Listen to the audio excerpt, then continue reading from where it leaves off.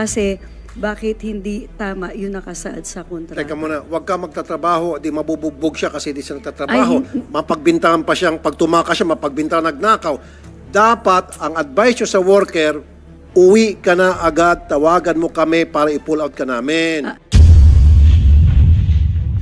Hindi pa po kasi ako natatapos, Mr. Chair. May idudugtong lang po ako, Yes, ma'am. Your Honor. Yes, ma'am. Malaki po ang responsibilidad not only the clinic but also the agencies. Dahil pagdating po ng doon sa host countries, the workers had to undergo also the medical check-up.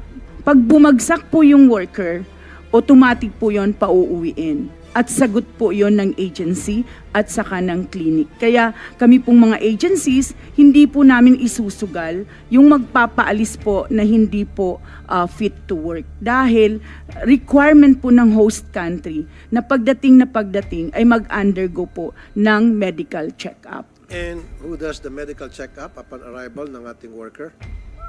Yun pong, meron pong mga private, meron pong government.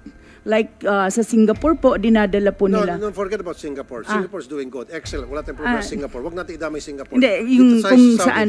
talamak yung violation. Yung sa Saudi po, Yes. wala ho akong deployment sa Saudi Arabia. O kaya nga, you're talking about something that you don't know. Hindi po, kasi no, po, kasi yung binibigyan mo example, Singapore. Ang gusto ko Saudi kasi ito yung madalas na may violation. Yes, Ma'am Sermonia. Kaya, thank you, Mr. Chair. So, ganito po ang katotohanan sa mga medical.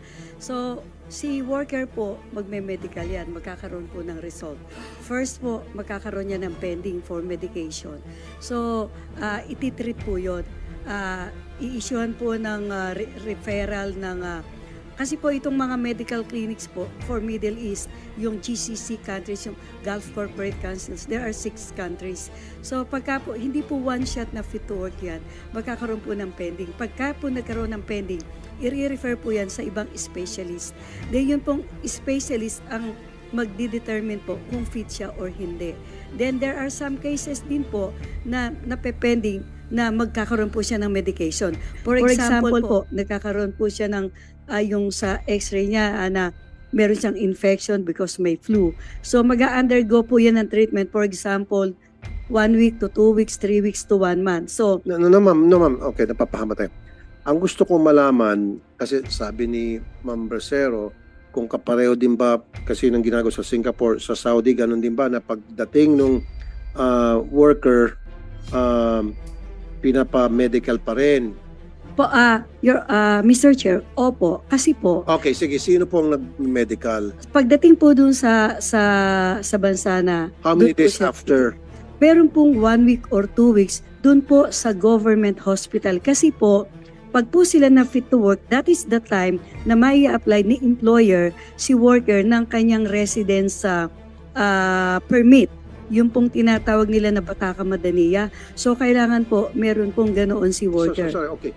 So, pagdating niya sa Saudi, merong sa kanya, mag-check? Opo, kailangan pong idala ng employer si worker kasi may Sa isang government hospital sa Saudi or a clinic na accredited? at dun lang po sa government hospital kasi po yun po ang requirement ng Okay, sige, sa government hospital. So, what happens if pag-check nung government hospital sa Saudi na not fit to work yung worker? immediately po repatriation. Hindi po pwedeng mag-stay si worker doon. Kaya po kami mga recruitment agencies na fit to work na po dito. There are instances na nagiging unfit siya doon. Yun po, no way na makapag-work. Immediately po repatriation. Yun na po yung nire-report namin So, ano sa nangyari? Na sa atin, fit to work, pag din sa Saudi, 2 weeks later, not fit to work. So, tama yung mga sinabi man naman Jocelyn na pinipit to work dito, pagdating sa Saudi, government hospital ang nag-check. Ang Saudi, lumitaw na not fit to work. So, sa kasong ganon, anong nangyari sa agency? So pagka ganun po, kami po yung responsible dun sa repatriation. Macha-charge po kami dun. So, in that case, DMW or OWA, so anong ginagawa? Na ito na nga, lumitaw na. Tama na yung sinasabi ng ating mga resource personnel, particularly si Ma'am Jocelyn. Pinit to work ng agency natin dito. Malino na dinoktor yung health certificate. Dahil pagdating ng Saudi, government hospital ng Saudi ang nagdeklara na not fit to work after ipaisailalim sa medical exam yung worker. Ano pong nangyari dyan? Meron ba tayong monitoring na kapag yung na-flag down ng Saudi government health facilities na not fit to work yung ating mga worker, at ilan? Meron ba tayong bilang, statistics? Mr. Chair, napaka-importante po nun, ano? Kasi pagka unfit to work sa Saudi, for example, tapos fit to work na pinaalis, unang-una po magre-reklamo dyan yung OFW natin. Dahil unang-una, bakit natin siya pinayagang umalis, tapos pagdating doon, hindi siya pala pwede magtrabaho. So, magre-reklamo po yan at magfa-file ng RB for the unexpired portion ng 2 years mismo. Kung 2 taon pa lang, hindi pa siya nakakapagtrabaho. Sasampahan po niya ng kaso ang ahensya, pati po yung employer. At dyan po, hinihir po natin. Napaka-importante po yung ganyan. Kasi recruitment violation po yun. Ang tanong ko, ilan na ba mga insidente na na-encounter ninyo na kung saan dito sa Pilipinas, the workers been declared as fit to work, tapos pero pagdating ng Saudi, dineklara siya na not fit to work. Ilan po yung mga kaso meron tayong ganun? Mangilan-ngilan po, pwede ko pong ibigay ang datos po, Mr. Chair, at hihingin ko po yung datos natin kung ilan po yung ating isinampahan ng kasong ano. Okay, so doon sa mangilan-ngilan, ano pong ginawa natin doon sa agency? Una po, dininig po natin yung kaso. Tinignan po natin kung totoong may mali dito, no? Yung ibig sabihin, talagang dinoktor yung kanyang medical, yung pre-employment medical examination niya, yung PEME nga na tinatawag. At pag nalaman po natin na dinoktor po yun, nire-recommenda po natin kaagad na sampahan yung medical facility na gumawa po ng hindi tamang Okay, so medical far doon sa certificate. mangilan-ngilan, meron na ho ba na sampa ng medical facility? Ma'am? Pwede pong madagdagan. Ganito po kasi, ang validity po ng medical ng isang OFW po na papunta po sa Middle East ay 3 buwan. So pagka po yung valid pa yung kanyang medical, hindi pa po namin ire-remedical yon kahit po na paalis na po siya. So ito po, nakipag-usap na po kami ang aming asosasyon sa mga accredited clinic po ng Middle East. They call it po GAMCA. So ang paliwanag po nila sa amin, fit to work yan nitong ganitong date, na-deploy nyo ng ganitong date. Maaaring naka-acquired na siya ng any kind of diseases or infection. Yun po yung pinaliwanag po sa amin. Kaya po, ang nangyayari po, ako po, I will speak for my agency. Pagka po ganun, bago pa po... Okay, so pag dineklarang not fit to work, siyempre dinidescribe doon kung anong reason ba't siya dineklarang fit to work. Opo, meron po. Pag sinabi lang po, merong lung problem, heart problem, then doon yung, di ba, Yusek Olalia, doon papasok na kakasuhan nyo dapat yung clinic dito, medical facility. Now, pwede ba yung Yusek Olalia na ang mag-check na lang sa ating mga OFW palabas ay mga government hospitals, huwag dito mga clinic-clinic? Is that possible? Clinic-clinic na accredited ng DOH? Ilan po sa accredited ng DOH po ay talagang government facilities po talaga. Pero may mga private clinics po kasi, yung pong pagre-regulate po niya nasa DOH, pwede po nating ipatawag ang DOH at ilalatag po nila kung ano po yung kanilang patakaran para po sa accreditation ng mga PEME. Okay. Yan po ang gusto kong mangyari. And then, gusto ko rin po, doon sa mangilan-ngilan, give me the list of those cases. Give me a list of those cases na kung ano na nangyari. Nasampahan ba ng kaso? Ang dapat sampahan ng kaso at ano na nangyari doon sa kaso? I need a list of that. Yes. Mr. Chair. Ito naman, kasi kanina ka pa. Ito siya naman po. Bago-bagong boses to si Ma'am Alicia De Volgado, President Overseas Placement Associations of the Philippines, o OPAP. Ma'am Alicia, good afternoon po. Yeah, good afternoon, Chair, and good afternoon po sa mga nandito po sa lahat. So regarding po sa medical examination, for every country po, kagaya ng Saudi Arabia, there is a specific po na medical exam na dedicated pa isang worker.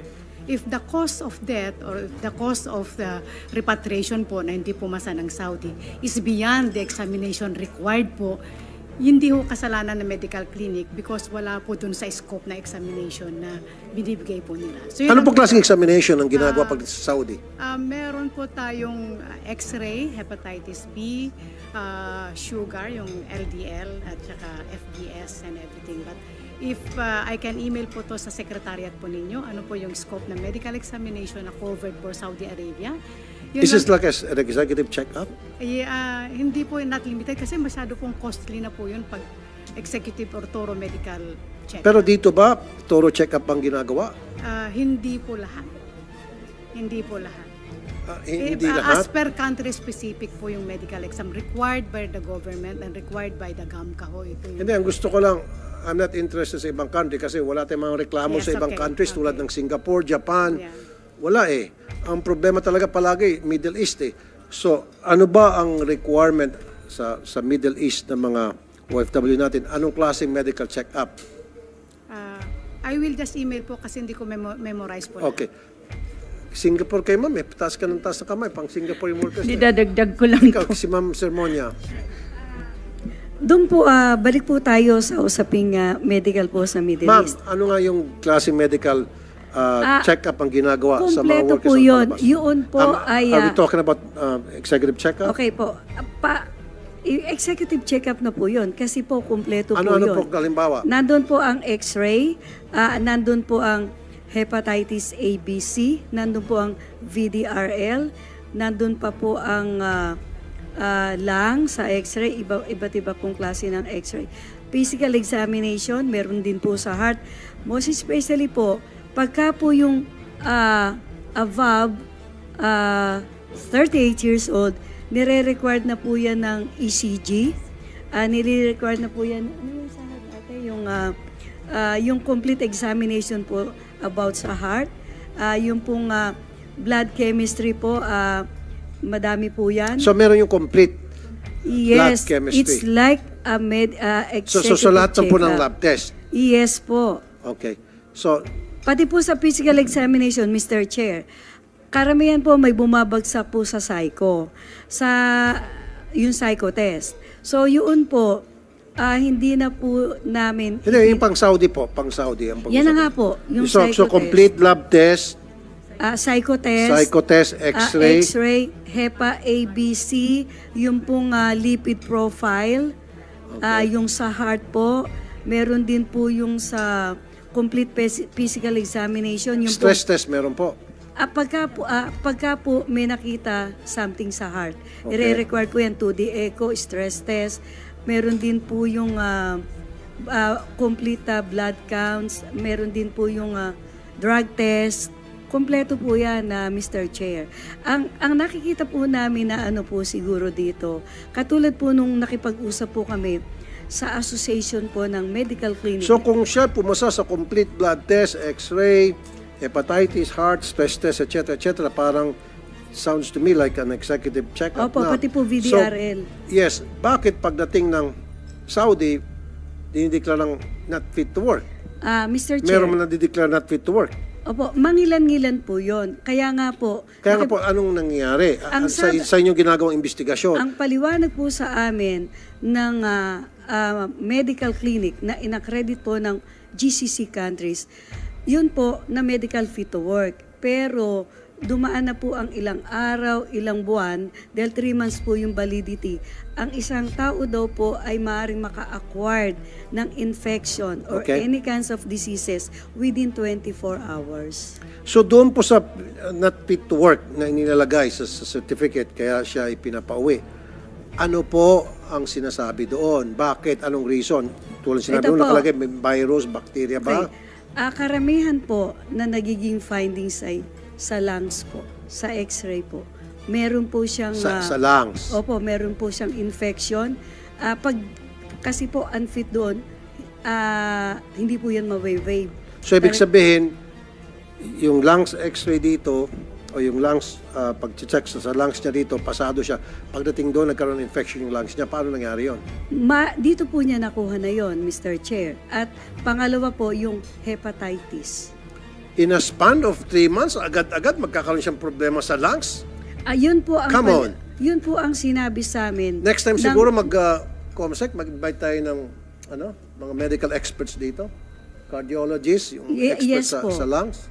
Kasi I don't believe that in span of 3 months, nagkaroon agad siya ng problema sa lungs. Yun po Ano yung, yan, naninigarilyo siya ng 5 packs a day na sigarilyo. yun po yung Kaya paliwanag po bago siya sa amin. mag-deploy, sige niya, maninigarilyo muna ako. Mr. Chair, dahil nga po kami... Kahit nga yung maninigarilyo ng 5 packs a day, abuti ng taon bago magkasakit sa lungs. Ito, 3 months, magkakasakit na agad sa lungs. Yun po. Something's must be wrong. Talaga pong nakipag-usap po kami, nakipag-dialogo po kami sa accredited clinic ng Middle East. They call it GAMCA. At alam niyo po, Mr. Chair, ito pong Ministry of Health ng GCC countries ay bumubisita po dito sa ating bansa. Nakikipag-coordinate po yan sa DMW, saka po sa Department of Health. Chine-check po nila yung clinic kung nakakapasa Sige po. sa Sige, standard. granting, totoo yung mga pinagsabi mo, bla bla bla Ay, bla. totoo po yun, Mr. Okay, Chair. kaya nga, ngayon, ito yung sinasabi ko naman sa DMW at sa OWA. Okay. Dumadaan sa butas ng karayom yung ating mga OFW sa medical check-up. Pero, hindi nagsasubmit ng health certificate ang mga employer. Paano kung yung employer may sakit sa TV? Nahawa siya doon. That could be possibility. So that's why from now on, kung merong medical check-up, malinis yung ating OFW, babanggain niya na malinis na health certificate ng employer. Ganon din, ipa-check din kung may topak ba sa uling employer o matino. Mind you, meron isang kaso na napauwi yung isang OFW dahil may topak yung kanyang amo, gumagawa ng kabalastugan. So napauwi. And then after a few months, 2 or 3 months, dumating yung kanyang replacement para doon sa same amo. For the second time, tinopak ulit yung amo, ginawang kabalastugan yung OFW natin. Napauwi ulit yung OFW. And then, kumuha si employer ng replacement. Dumating yung replacement after 2 months, doon pa rin sa may topak na employer.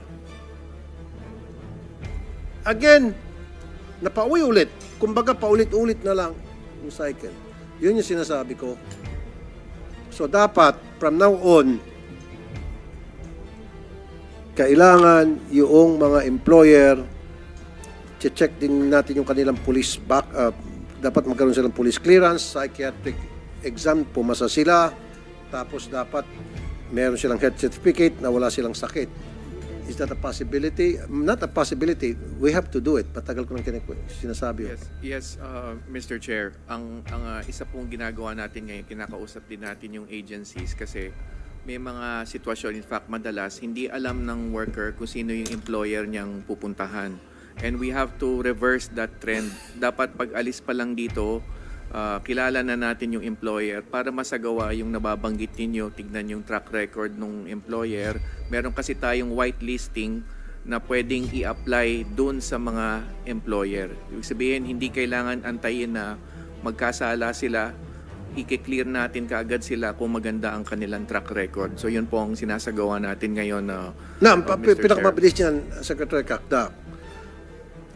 Lahat ng mga employees sa Saudi na gustong mag-hire ng Filipino workers, may listahan naman yan, di ba? Mag-apply sila.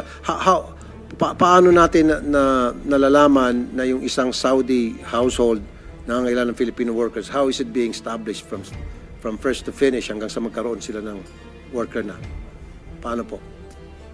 Mr. Chair, kami po ay meron tinatawag na counterpart agency po doon. Yun po yung aming ka-business partner. So, ang main roles po nitong aming counterpart agency po doon is to select the best and the good and qualified employers. So, kaya po... Hindi, kaya nga po, kailan po nalalaman. So, nag-a-apply po itong mga employer. Opo. Mag-a-apply sila sa FRA Opo. na I want a Filipino worker, ganon. Opo. So, pag anong screen ang ginagawa ng FRA? Sabi mo, the best and the brightest? So, Hindi po. Ayun po nga, the good and qualified employers. so paano nalalaman kung good and qualified employers yung pupunta ng ating OFW? Okay. Mr. Chair, meron po kasing na pinrescribe na polisiya ang Ministry of Interior kung sino lang po yung qualified mag-hire ng workers. So, nandun na po yung salary bracket, ano yung status po niya pagdating sa finances, yung po mga ganun. So, yun po, chinecheck na mabuti. Dahil Kaya nga po, ma'am, okay, sige. Kung chinecheck po yun, kung nasusunod po yun, wala na sana mga namamaltratong OFW. Wala na sana namamatay na OFW. Wala na sana nagreklamo na OFW hindi nasweldohan. pangalawa po, So, ibig sabihin, ma'am, hindi nasusunod. Maraming mga employer dyan sa Saudi na may topak. O ba't napupunta sila doon sa may topak? So, ibig sabihin, hindi din undergo itong tinatawag na neuropsychiatric exam. Yung ating mga kababayan, pag bago pumunta doon, nag-undergo. Pero itong mga employer, hindi. So, from now on, ang gusto ko, lahat ng employer sa Saudi, bago sila makatanggap ng worker natin, health certificate. Pangalawa, yung neuropsychiatric exam, pumasa sila. Financial, may kakayahan sila. And then number 4, meron silang police clearance. Mr. Chair, maganda po sana iyan, ano. Kaya lang po, alam po ng ating DMW, yung dating Department of Labor. Yan po ang naging dahilan bakit po binan ang HSW sa bansa po ng United Arab Emirates. Ano HSW? Household Service Worker. Kasi po, meron po silang tinatawag na Act of Privacy na hihingan po ng bank account, picture ng family. Ito po ay hindi po pinapayagan ng Sharia Court. Yung pong ganitong polisiya. Yung bank account. So how about health certificate? Yung po maganon. Ang masasabi ko lang po bilang presidente po ng Licensed Recruitment Agencies na nagdi-deploy po ng domestic service workers ay ang bawat ahensya po ay dapat po may pag-uusap sa pagpili ng qualified na employers. Kaya nga po, define qualified. Oo nga Yung po. doon na nga po papasok niya, sabi ko na baka walang kakayahan, walang pera kasi ang dami kong mga complaint na tatanggap OFW hindi na papasweldohan. Number 2, yung ating mga OFW na reklamo dahil yung kanilang amo may topak, may sira sa ulo. Kung yan ay nag-undergo ng neuropsychiatric exam, so hindi nakapasa yun, di hindi na sana. Mr. Chair, Naabuso yung ating OFW. pwede po akong makapagdagdag. Yun po kasi... Ano pa idadagdag yun na? Yun po, yung sa hindi po nakakasweldo, yun na nga po, dapat po talaga merong talaga pong strict monitoring itong si agency po dito sa Pilipinas sa nadi-deployed. Kasi po... Ma'am, monitoring, nahirapan nga kayo eh. Diba? Hindi naman dapat po ma'am sa screening. Hindi po mahirap, no, Mr. No, Chair. dapat i-screen Hindi niyo po po. mahirap. I-screen niyo po muna kung may capability ba magpasweldo itong si amo, number 1. Number 2, kung itong si amo ay malusog ba, tulad niyan, yung pala merong sakit sa TB. Dineklara dito na fit to work, nag-x-ray sa chest, lungs, all clear. Pagdating doon, nagkasakit ng TB. Ibig sabihin, yung amo niya may sakit ng TB, nahawaan lang siya. Kaya after a few days, dineklara siya. After 2 weeks, dineklara siyang not fit to work. Di ba? Sabi niyo kung minsan after 2 weeks pa, paano kung malala ng TB nung yung amo? Di 2 days pa lang, kakapit na yon. So yun ang sinasabi ko. Dapat talaga, DMW, i-implement na to, meron din screening, thorough screening sa mga employers. Mr. Senator, I think we are both on the same track kasi nga, yung sinasabi ko po kanina, ang isang malaking problema, hindi alam ng worker kung sino employer niya bago pa siya umalis ng Pilipinas. So dapat kilala na natin, makita na natin yung track record as you mentioned, yung job description ng worker dapat malinaw, yung number of household members. Kasi po, di ba, dito sa Pilipinas, malinaw kung sinong employer. Hindi susunod yung kasambahay kapag nag-uutos, hindi employer. So, dapat malinaw po kung sino yung mga kanyang employer at yung track record ng employer. We fully agree, Mr. Senator. Yan na po yung sinasagawa natin ngayon and hopefully mag-materialize na itong efforts natin in the next few weeks and months na matitinong employer ang pupuntahan ng mga kasambahay natin. That is true. In my experience, marami sa mga worker natin na nakalagay sa kontrata ang kanyang amo, mag-asawa, tapos isang anak. So, sabi ni OFW, okay, good. Pero pagdating ng Saudi, yung pala, 12, 15 tao ang kanyang alagaan.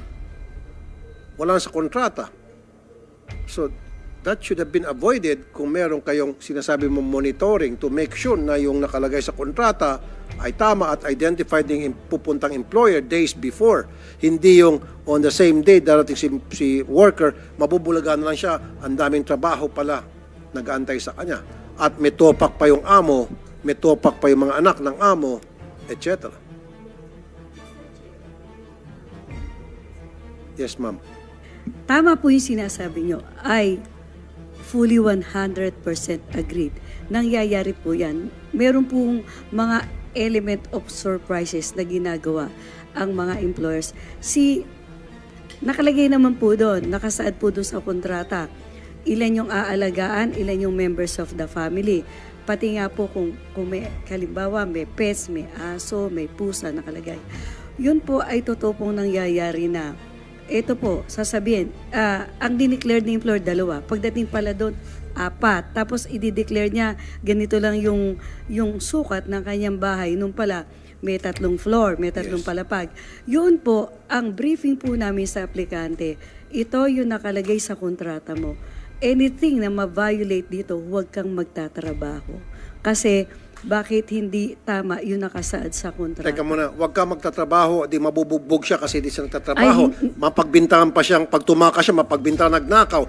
Dapat, ang advice nyo sa worker, uwi ka na agad, tawagan mo kami para i-pull out ka namin. Hindi pa po kasi ako natatapos, Mr. Chair. Sabi mo kasi huwag ka magtatrabaho. Di na magtatrabaho yung worker, di ba patukan, di ba di ka nagtatrabaho? Mr. Chair, ang sabi po namin, huwag kang magtrabaho, magpasoli ka sa agency at huwag kang magpapa-redeployed. Kailangan makauwi ka kasi in good faith ka na pinadala namin doon na ito yung tatrabahin mo, tapos doon pagdating hindi. So, nakalagay naman po kasi yun, Mr. Chair, sa kontrata, saka sa bilateral agreement, kung ano po yung tamang kontrata. Yun nga po, ginagawa ng worker yon, nagsusumbong po sa inyo. Opo. Bakit marami pa rin mga worker natin na hindi inaaksyonan yung ganong klaseng reklamo na hindi nasusunod ng kontrata hanggang sa makarating po sa programa ko. Ang masasabi ko lang At po, ang iba pa nga sa inyo, magsasabi, nag-iinarte ka lang, sige magtiis-tiis ka. ang masasabi ko lang po doon ay pakinggan yung sinasabi ni worker. Paano yung mga agency, mga alipores mo, mga kasamahan mo na hindi nakikinig? Ano magandang gawin doon? Yun nga po, alam po nila ang kapupuntahan nila. Ano pa yung kapupuntahan nila? Yun po, makansela ng lisensya, masuspende. Kaya po, ang sabi nga po namin, So paano natin maiwasan yon? kaya nga po, ang sabi namin, pag nagsabi si worker, kasi ang worker po, pag kaya niya magtrabaho ng 2 years, Hindi, paano natin anong kailangan natin gawin para itong mga agency rin po kayo, no? opo, Yung mga katulad mo, kabaro mo ng mga agency na kapag nag-complain ng worker, kailangan sila umaksyon. How can we make them oblige?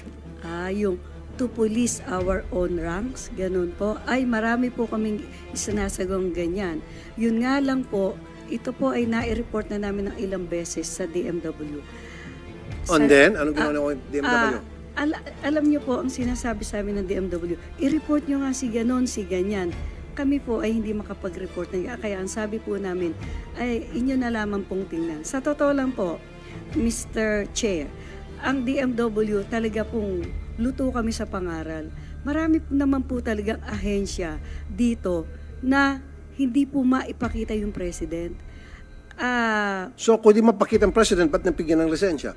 Hindi po, nung pong nag-apply ng lisensya, andun po yung president. Pero ngayon po nag-ooperate na, hindi na po makita Ma'am, sa meeting si president. kaya- Mga representatives na lang Kaya, po ma'am, yung isang tanong ulitin pinapadala. ko.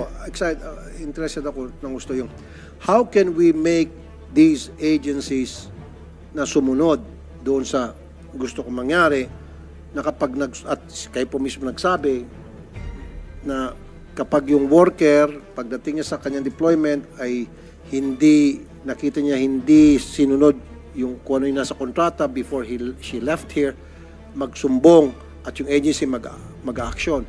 Paano natin maobliga yung agency na makapag-action? Kasi marami sa mga agency hindi uma-action. Nagbibingi-bingihan lang. Kaya po sila ay nasususpende, nakakansilahan po ng lisensya. Napaka-stricto po ng rules ng DMW. Yun po ay Kaya nga po, marami na suspindi, pinag-usapan natin mortal kanina. sin po yun. Mortal sin. Opo. Okay. Sige. Sabihin natin, mortal sin, sige, nasususpindi. Kaso po, nangyayari pa rin paulit-ulit. So para sa kanila, yung suspension, baliwala yun. Kasi nga mag-a-apply lang sila para ma-lift yung kanilang suspension at malilift yun later on. O dili kaya pag nakansila yung kanilang license, mag-open sila ng panibagong agency using a different name and then the same people running it. Didiretso na kita. Ano kaya kung mumultahan at ikulong yung mga katulad ng kabaro ninyo na hindi nga sumusunod? Okay ba sa'yo na makulong ka? Kung ano po yung nararapat, kami Payag ka. po ay susuporta sa inyo. Good. So gawa tayo ng batas. So okay sa'yo, susuporta ka. Kung tama po yung magiging batas. Siyempre, gagawa ba kami ng batas na hindi tama? Gagawa kami ng batas para tama. At Para sa paggawa po ng batas ay maging member po kami ng technical working group Of po course. ninyo. Kaya nga pag gumagawa, salamat po, sa salamat. paggawa ng batas, nandiyan yung lahat ng stakeholders kasama para Kasi mapag-usapan, po, baka mahima-hima po yung pag batas. sinabi kong nag-a-agree ako kay Senator Tulfo, baka ako naman po'y bitayin nila. Yes, ma'am. Sige. Okay, salamat po, ma'am Lolita. Ano niyo po si General Sermonia? Pamangkin ko po. Okay, sige. Ma'am Alicia? May dadagdag ko lang po kay Secretary Cacdac. Dati po kasi sir nung mga yung domestic helper or household service workers, bago po ma-authenticate dati ng kontrata, meron tayo itong employer's information sheet. Ando doon yung pangalan ng tao, ando doon yung employer, ando doon yung pangalan ng asawa niya, nando doon kung ilan ang anak niya, pati edad, ando doon kung working yung asawa niya, nando doon po kung ilang square meters po yung bahay niya, ando doon kung ilang floors, ando doon din po kung ilang kwarto, ilang sala, ilang banyo, at kung meron na siyang katulong o wala.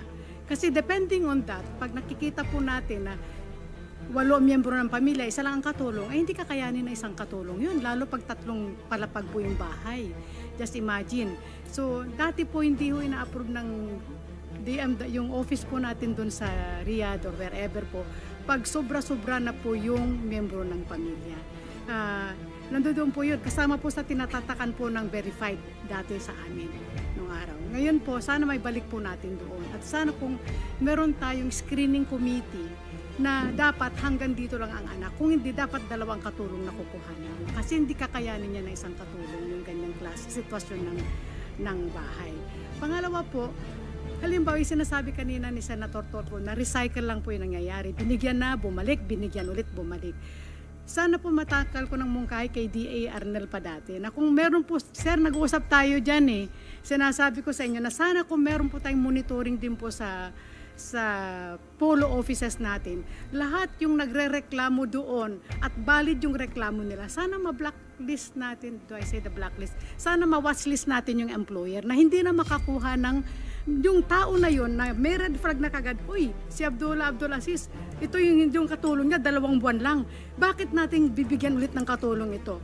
Pangalawa po, yung nakpapansin ko lang, recommendation ko, matagal na po. Ganun, bakit patuloy pa rin nagbabiolate yung mga alipores mo, yung mga kabaro mo? Sir, kasi hindi po nila alam. Halimbawa po, itong si FRA, kumuha dito sa agency na ito, yung employer na ito, na blacklist na siya sa FRA na to, ang dami pong FRA sa Saudi Arabia. Kung wala pong monitoring, makakalipat po siya sa ibang FRA. At itong FRA na to, iba naman ang agency niya sa Pilipinas, wala pong kaalam-alam din po yung agency, nadadamay lang po dito.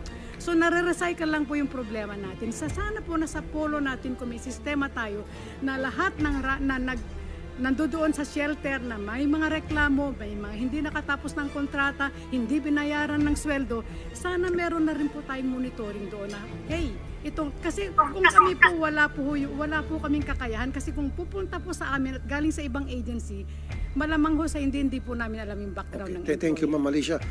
Mr. Ignacio, bagong sagutin, tama nga naman yung sinasabi niya, meron siyang point, good point, na lahat ng napunta sa shelter, nire-record sila yung reason kung ba't sila napunta sa shelter, sino kanilang amo, especially kung sila ay minaltrato, iba-blacklist na yung amo na yon at never ever na sila mabigyan ng worker natin. Ang nangyari in the past, nabibigyan pa rin ulit. Yun ang sinasabi namin. Nag-agree sa akin si Ma'am Alicia kasi meron tayong experience niyan. Pinull out yung ating worker na punta sa shelter, and then after a few months, nagkaroon ng kapalit itong employer, same pa rin, manggagaling sa atin. So, yun na naman mangyari, maabuso ulit, pull out. And then may kapalit, another worker na naman natin, maabuso ulit, pull out. So, how can we avoid that? Thank you, Mr. Chairman. Katulad po nung binanggit niya, Deputy Administrator pa lang ako. Ako po, pagod na pagod ang kakakausap dito sa mga ito dahil nga, ito, I hope that you, with all due respect, we have addressed a number of problems through legal remedies. But we have to remember, this is a business. Therefore, business solutions should be in place.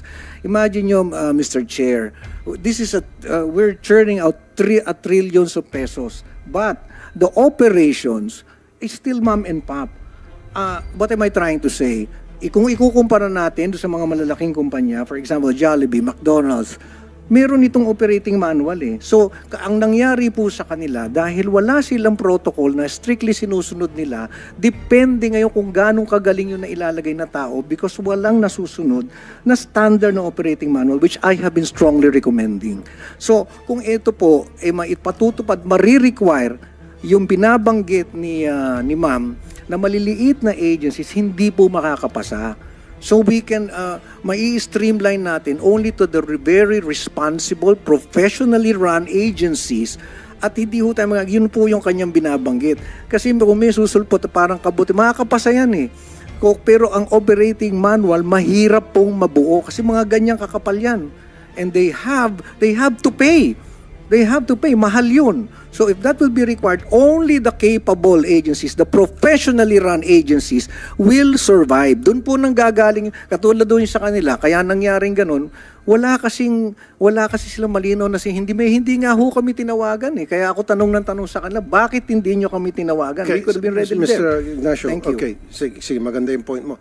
Ang sa akin, tulad na nabanggit nga ni Ma'am Alicia, yung mga OFWs natin na nadadala sa shelter dahil meron silang reklamo sa kanilang amo, dapat na-flag down na naba-blacklist na yung amo na never ever again sila ay makakatanggap ng Filipino worker. Yes, Yes, Secretary Mr. Cacna. Chair. Yan po ang ating sistema sa ngayon. Meron tayong whitelisting and blacklisting mechanism. Blacklisting pag sila'y lumabag. Whitelisting, tinitignan natin yung track record nila. So tama po kayo, kung merong repatriation record po yan o welfare record, hindi ho natin pinapayagan. Yun yung sa whitelisting side. At yung nabanggit yung kanina, Chair, yung kailangan ng makauwi, wag nang patagalin makauwi, yung ating command center on a monthly basis, mga 1,000 ang napapauwi ng ating repatriation command center. At tama po kayo, wag nang patagalin pa kasi konting reklamo lang can breed disharmony at posibleng maging distress situation.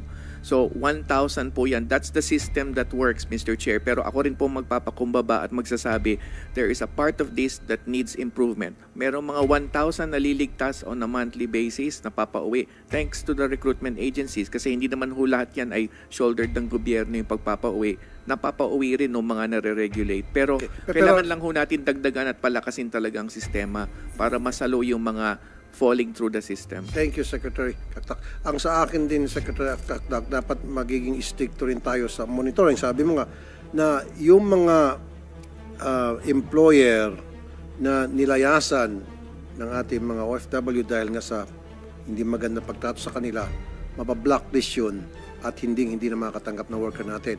We have to make sure kasi may nakakalusot pa eh. Meron nakakalusot but we will tighten the system. Tatlo po ang wina-whitelist, blacklist natin. The Philippine agency, the FRA, and the employer. So we vow to improve our system. We humbly seek time on this. It will be sooner than later, Mr. Chair. Thank you, Secretary Cactac. Nasa yung Myriad Agency? Yung Myriad Agency. Can you submit to us the results of PEME of Ms. Rayolid? Opo, sir. Okay, sige. Sige, last na lang po, Ma'am Lucita, and then I will suspend para makauwi na kayo at susunod yung mga taga-NBI naman. At Pa po, Sec Hans, Yusek Bernard, and Chairman Mr. Senator Tulfo. Ito pa din po yung nangyayari. Ito pong si employer Muhammad na blacklist na. Therefore, he's not allowed na makakuha ng housemaid. Ang nangyayari po kasi, makakakuha pa din siya pero ang magi-sponsor na po either yung anak or yung members of the family or kaibigan. Kapag ka po may mga ganito pong pangyayari, ay dapat po magkaroon din ng kaukulang parusa yung pangalawang employer na nag-connive sa unang employer. So nangyayari po ito kaya hindi po maputol-putol itong mga violators na employer na pag na-blacklist na itong madam at saka yung sir, may anak pa, may kapatid, meron pang kakilalang matataas na tao. Yun po, pag nasugpo po yun, ay napakalaking tulong na mare-realign po lahat itong violation. Salamat po. wow, that's very good. Yeah. So kaya nakakalusot dahil may reklamo kay Mr. at kay Mrs. And then ang gagawin, yung si anak naman ang magre-request at mag-sponsor. So dapat yun, meron tayong sistema na para ma-monitor natin, makita natin na, uy, itong pong si yung Mr. and Mrs. at saka anak, magkaisang bahay lang. Or sometimes, kukunin ni anak, si anak mag-sponsor using a different address, pagdating kay anak, ipapasa sa kanyang parents. Mr. Chair, ang nakikita ko pong solusyon dyan, yung binanggit ko kanina, dapat nakatakda na kung sino yung employer. At may instruction doon sa worker natin na huwag kang tumanggap ng utos sa tao bukod sa pangalan na binanggit. At kung ikay nakatanggap ng utos ng iba pa sa iba pang tao, ayan na, yung sinasabi nyo kanina, Mr. Senator, ay meron ng diferensya and therefore kukunin ka na at ipapauwi. At may penalty na doon sa agency. Yung po nakikita ko at this stage, Mr. Senator, papangalanan natin kung sino yung employer at doon lamang siya tatanggap ng instruction o yun yung kikilalanin niyang authority at wala nang iba. Kaya't hindi po makakasama doon yung mga blacklist natin nung nakaraan. Okay, that is the reason I'm going back again doon sa sinasabi ko na merong tumatawag a few days after na makarating yung ating OFW doon sa kanyang deployment. Kasama doon sa pagtatawag, kumusta ba yung iyong accommodation, yung kontrata mo ba nasusunod, yung address na nakalagay sa kontrata, yun din ba? Kasi ang nangyayari, ang mag-sponsor ay si Abdul, kaso siya ay ma-assign sa bahay ni Muhammad. Di ba? So dapat meron tayong mekanismo na kapag para hindi mangyari yun at meron monitoring at kapag naganap nga itong ganitong klase insidente, agad-agad pull out. Wala nang marami pang salita. Yes, ma'am. Sir, for the courtesy of time, nag-submit na lang po kami kasi bago isa-isahin ko po yung recommendations po ng association namin. Oh, sige, Hindi na ma'am. po tayo matatapos. And one Tama. last thing na po, sir, yung Musaned po, which is a partner also ng pag-issue po ng contract. Kasi nabanggit niyo po kanina na marami pa rin tayong kababayan hindi nakakatanggap ng sweldo. Part po nung Musaned, nung in-explain po sa amin is, pag nag-apply sila ng visa, nandoon po yung bank account ng employer that the Musaned has the right to suspend or block or frozen the account pag hindi ho nila nabayaran yung sweldo ng domestic helper. So gusto ko lang malaman sana kung may implementation to natin doon na kasi may right yung Musaned na-frozen yung account ng employer pag hindi niya binayaran yung sweldo. How come na meron pa tayong umuwi na hindi nakukuha ang sahod when the Musaned had the right to withdraw from their account na para ibayad dun sa sweldo po ng mga hindi nababayaran na SSW. Yun lang po yung gusto kong malaman kasi it ended up dito minsan yung bayaran ng sweldo and everything when there is a right ng Musaned to freeze their account for non-payment of salaries. It's a part po yung ating agreement with Musaned. Thank you. Thank you. Point well taken. Again, bago po i-suspend ito, monitoring talaga upon arrival ng ating OFW. Kasi kung ginagawa yan, strict compliance, wala nang OFW na hindi masweldoan, wala nang OFW na maabuso, wala nang OFW na uwi dito ng bangkay na. Wala kasi doon pa lang sa first day or first few days, makikita agad ng ating OFW yung problema. Hindi na sunod kontrata, yung amo ay stricto masyado, malupit, mapanakit, etc. On the first few days, pull out agad. Hindi na susunod kontrata dahil imbis na 2 lang alagaan ko, 3 at isang floor lang, 3 floors, tapos 50 na pamilya, meron 3 anak, yung 2 pa doon, special child. Yun lang, masusunod yan kapag mangyayari yan na wala nang mga OFW natin na maabuso, mapapawi dahil sa pagmamaltrato if masunod yung strict monitoring.